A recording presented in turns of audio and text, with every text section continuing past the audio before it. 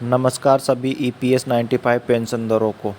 दोस्तों, आज की हम इस वीडियो में बात करेंगे ईपीएस 95 पेंशनदारों की पेंशन में कितनी प्रतिशत की बढ़ोतरी हो सकती है और कौन से फॉर्मूले से ईपीएस 95 पेंशनदारों की पेंशन में बढ़ोतरी की जाएगी। उससे पहले दोस्तों, अगर आप इस चैनल पर नए हो तो चैनल को सब्सक्राइब करें और बेल आइकन को ज़रूर दबाएं ताकि हमारी कोई भी वीडियो आए तो वो आपके पास सबसे पहले पहुंच सके। तो वीडियो शुरू करते हैं। तो आपको बता दें कि ईपीएस 95 कई गुना हो सकती है। निजी क्षेत्र के जो कर्मचारी है उनको बड़ी राहत मिल सकती है। कर्मचारी भविष्य निधि संगठन में योगदान करने वाले वेतनभोगी व्यक्ति की पेंशन में कई गुना वृद्धि हो सकती है। इस पर ईपीएफओ बोर्ड जल्दी फैसला ले सकता है।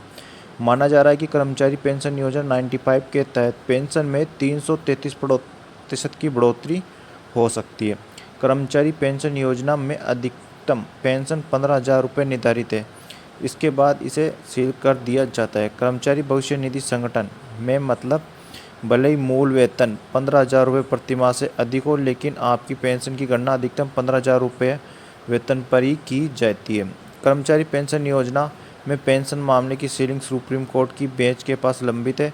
इसे कई स्तरों पर सुना जा सकता है। यूनियन लगातार मांग कर रही है कि पेंशन की सीमा समाप्त की जाए। यदि निर्णय कर्मचारियों के पक्ष में होता है तो पेंशन की गणना भी अंतिम वेतन यानी उच्च वेतन ब्रैकेट पर की जा सकती है। इस फैसले से कर्मचारियों की पेंशन में 300% की बढ़ोतरी संभव है। ईपीएस के तहत पेंशन पाने की शर्त यह है कि कर्मचारी भविष्य निधि संगठन में 10 साल तक अंशदान करना जरूरी है। वहीं 20 साल की सेवा पूरी करने पर 2 साल का वेटेज मिलता है।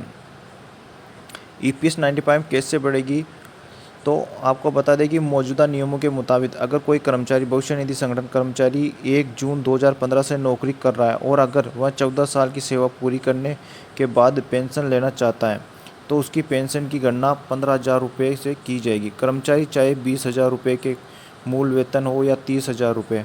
पुराने फार्मूले के मुताबिक कर्मचारी को 14 साल पूरे होने पर 2 जून 2030 से करीब 3,000 रुपये पेंशन की मिलेगी। ईपीएस पेंशन की गणना का सूत्र यह है कि सेवा का जो इतिहास है उसको गुणा करेंगे 15,000 से और उसमें भाग 70 का। लेकिन अगर पेंशन की सीमा समाप्त कर दी जाती है तो उसी कर्मचारी की पेंशन योजना में बढ़ सकती है।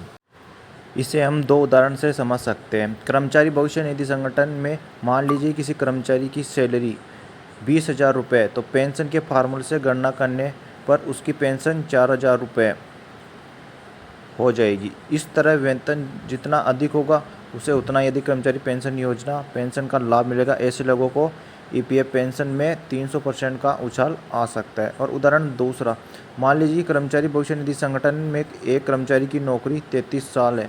उसकी आखिरी बेसिक सैलरी 50,000 रुपये।